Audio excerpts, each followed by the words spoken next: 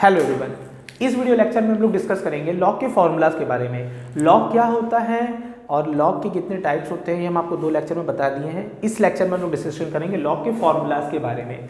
तो ध्यान दीजिएगा, लॉग का जो सबसे पहला फॉर्मूला होता है वो होता है कि लॉग अगर किसी पर अप्लाई हुआ है, मान लीजिए लॉग एक्स पर अप्लाई हो रहा है और उसकी पावर अगर n है, तो इसका जो फॉर्मूला होता है पहला वो ये होता है कि यहाँ पर ये n log x हो जाएगा। मान लीजिए बेस a है।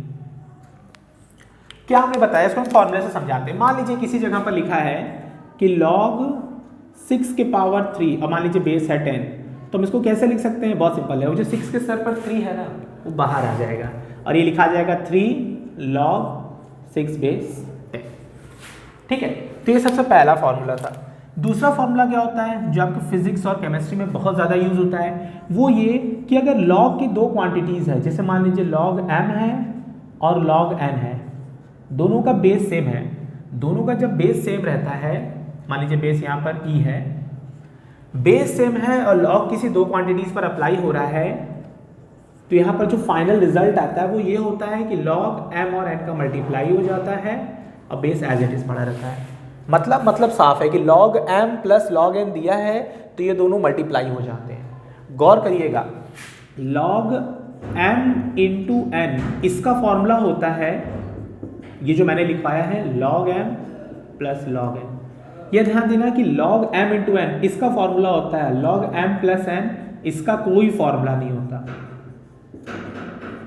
बच्चे जनरली कंफ्यूज हो जाते हैं कि log m plus log n को इसमें तोड़ते हैं, मतलब इसका फॉर्मूला ये होगा। नहीं, don't be confused. log m plus n इसका फॉर्मूला होता है, इसका नहीं होता। गौर करिएगा, ये फॉर्मूला तभी लग पाएगा जब बेस सेम हो। बेस सेम नहीं होगा तो ये फॉर्मूला इनवैलिड हो जाएगा। इसके बाद फिर थर्ड फॉर्मूला आता है। थर्ड फॉर्मूला क्या होता है? थर्ड फॉर्मूला बहुत आसान है। मान लो log m है और log n है, मान लीजिए बेस फिर से सेम है, बेस हम कुछ लिख नहीं रहे हैं, मान लीजिए बेस सेम है, log m और log n है, इन दोनों की जगह, इन दोनों में प्लस की जगह अगर माइनस होगा तो क्या होगा? सेम यही फॉर्मूला बनेगा लेकिन डिवाइड में सेम है। मान लीजिए बेस e है तो ये log m minus log n log m by n में चला जाएगा। इसके बाद ये थर्ड फॉर्मूला हुआ। थर्ड के बाद इसके बाद जो आपको फॉर्मूला जानना है वो ये कि log, मान लीजिए अप्लाई हो रहा है, मान लीजिए कहीं लिखा है log a बेस b। हाँ, सबसे पहले मैं आपको ये बता दूं, मैं आपको लॉग पढ़ा कैसे जाता है वो बताना भूल गया था पहले लेक्चर में। लॉग को पढ़ा ऐसे जाता है, लॉग जिस पर अप्लाई होता है उसको पहले बोलते हैं और बेस बाद में। जैसे इसको क्या बोलेंगे? इसको बोलेंगे हम लोग बच्चा लोग log a base b, log a base b। हाँ जी, बिल्कुल सही। तो मान लो किसी जगह पर दिया है log a बेस b और आपका मन कर रहा है नहीं हमको log b बेस a चाहिए, तो इसका भी फॉर्मूला होता है।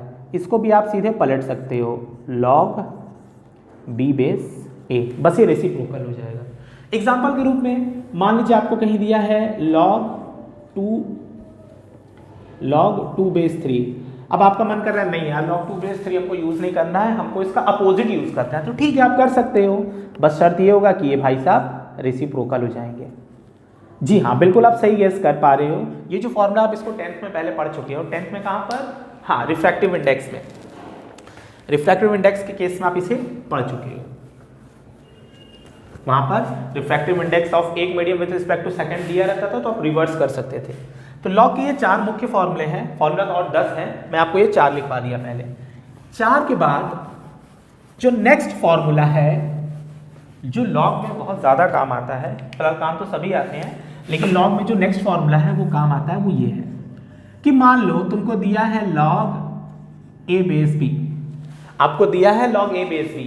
अब आपको कहना है कि नहीं सर हमको log a बेस b का यूज़ नहीं करना, हमको किसी और में यूज़ करना है। एग्जाम्पल के रूप में मान लीजिए आपको दिया है log 3 बेस 7। अब आप कहोगे नहीं सर log 3 बेस 7 दिया है, हमको यहाँ पर ना बेस 10 में चाहिए, मतलब कि log की जो गिवन क्वांटिटीज़ है उसमें आपको बेस 10 करना है। तो इसका भी एक फॉर्मूला है।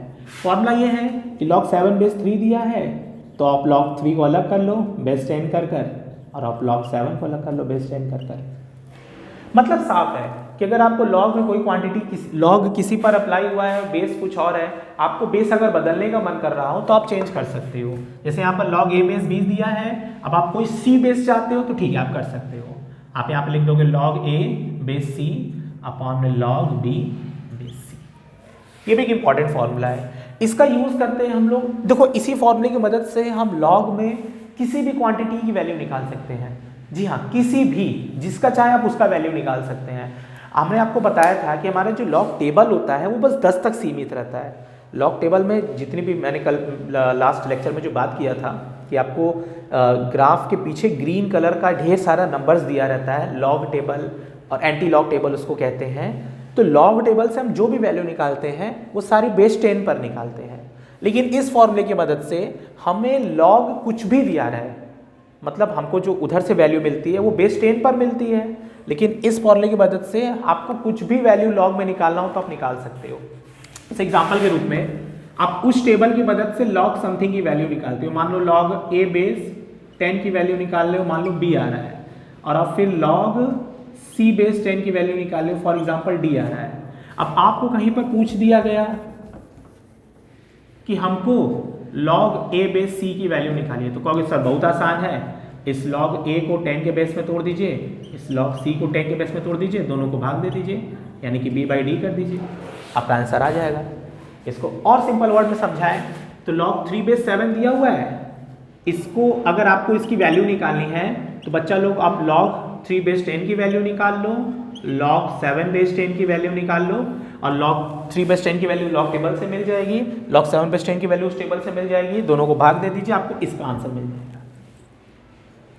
हाँ, ये एक ऐसा फॉर्मूला बनकर आया, या ये जो फॉर्मूला बनकर आया तो ये लॉग में किसी भी गिवन क्वांटिटीज की वैल्यू निकालने में समर्थ रहा। आपको जो चाहे वो निकाल सकते हो, आपको निकालना है लॉग 3 बेस 9 निकालना है वो भी निकाल सकते हो, लॉग 7 बेस 3 निकालना, मतलब जो चाहे आप वो निकाल सकते हो, आपकी मर्जी आप क्या मांगते हो। ये फॉर्मूला बहुत हेल्पफुल होता है। ये फॉर्मूला आपको केमिस्ट्री में या मैथ्स में, फिजिक्स में तब काम आएगा जब आपको लॉग में 10 की जगह कुछ और बेस दे दे, मतलब कॉमन बेस की जगह पर आपको कोई और बेस दे दे, कॉमन बेस न रहे। पांचवा के बाद जो छठा फॉर्मूला आता है लॉग में वो आता है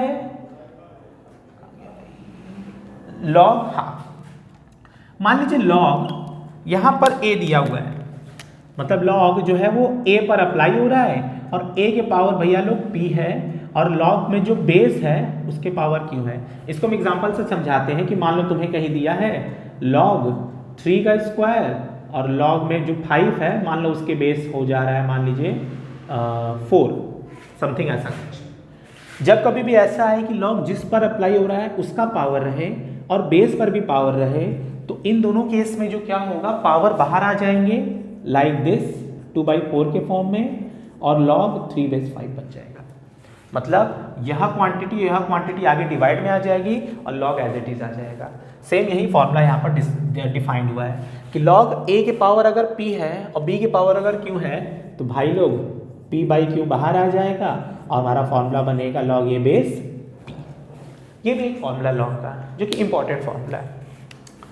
इसके बाद जो नेक्स्ट फॉर्मूला है वो ये है कि मान लीजिए किसी जगह पर, सातवां फॉर्मूला, x के पावर लॉग y दिया है, x के पावर लॉग y दिया है, तो आप चाहो तो इसको आप पलट सकते हो, y के पावर log x कर सकते हो। एग्जाम्पल के रूप में आपको कहीं पर दिया है 3 के पावर log 7, आप कहोगे नहीं सर हमको 3 के पावर log 7 नहीं चाहिए, हमको 7 के पावर log 3 चाहिए, तो ठीक है आप पलट सकते हो। ये भी एक फॉर्मूला होता है। अगर मैं आपको याद होगा तो कहीं ना कहीं आपके एंट्रेंस में जो मैथ्स वाले बच्चे होंगे वो लोग ये रिलेट करेंगे कि कहीं ना कहीं एंट्रेंस में क्वेश्चन दे देता है कि 3 के पावर, जैसे मैं एग्जाम्पल के रूप में बोलूँ, एक एग्जाम्पल बता रहा हूँ, शायद किसी यूनिवर्सिटी के एग्जाम में पूछा था एंट्रेंस में कि 2 के पावर log 7 माइनस 7 के पावर log 2, इसकी वैल्यू बताइए। अब यहाँ पर बच्चा जो है वो कितना भी गुणा गणित लगा ले, बिना लॉग टेबल के वैल्यू निकलेगी, और मानो लॉग टेबल भी लगा लोगे तो 2 के पावर डेसिमल आ जाएगा, जो कि सॉल्व करना बहुत मुश्किल है। तो इसका सॉल्यूशन क्या होगा? सॉल्यूशन बहुत आसान है। देखो कैसे सॉल्यूशन होगा, हम 2 के पावर, हम यहाँ दिखाते हैं, हम इसको ऊपर दिखाते हैं सॉल्व करके कि 2 के पावर log 7 है, तो 2 के power log 7 as it is रहने दो भैया लोग, और यहाँ पर यही वाला फॉर्मूला लगाएंगे। फॉर्मूला लगाने से क्या होगा, एक्स वाई अपना जगह इंटरचेंज कर लेंगे, तो फॉर्मूला लगाओगे तो हो जाएगा 2 के पावर log 7, ये पूरी की क्वांटिटी रद्द दी, यानी कि खत्म, और आंसर आ जाएगा 0।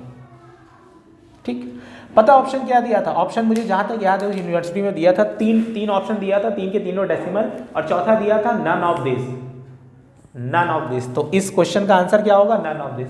मतलब इतना फंसाया था कि कोई बच्चा चाहे तो अगर गेस करना चाहे तो गेस भी नहीं कर पाएगा कि 0 आएगा, क्योंकि अधिकतर एंट्रेंस में अगर आप लोग को में से कोई एंट्रेंस दिया होगा तो ये जान रहा होगा कि एंट्रेंस में अधिकतर फंसाने की कोशिश करते हैं, और लॉग या किसी भी क्वेश्चन में टेढ़ा मेढ़ा क्वेश्चन देता है तो चांसेस रहते हैं 0 आंसर आने के, और 0 भी हटा दिया था उसमें।